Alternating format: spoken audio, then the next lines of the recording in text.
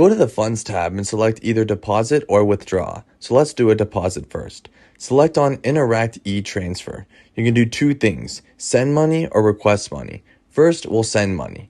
Now this information here is the info you're going to fill in when you make the e-transfer from your banking app. The message is the most important part of the transfer, so when doing this, make sure you're sending at least $5 or more to us in order to receive that option in your banking app.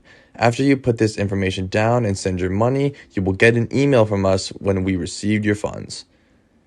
If you choose Request Money, put down the amount of CAD you wish to request with a minimum of $200 and click on Send Email. An email will be sent to you with the e-transfer instructions.